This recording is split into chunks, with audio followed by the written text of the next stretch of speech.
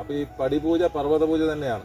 തീർച്ചയായും. അപ്പോൾ ആ പടിപൂജയിൽ ഉപയോഗിക്കുന്ന മന്ത്രങ്ങൾ, ആ പൂജാരി ഉപയോഗിക്കുന്ന മന്ത്രങ്ങൾ പർവ്വതങ്ങൾക്ക് അനുസൃതമായിട്ടുള്ള പർവ്വത പൂജയ്ക്കുള്ള മന്ത്രങ്ങൾ തന്നെയാണ്. അതെല്ലാം ഈ തന്ത്രി വ്യക്തമായിട്ട് ജനങ്ങളെ പറഞ്ഞ് ബോധ്യപ്പെടുത്തേണ്ടത് ആവശ്യമാണ്.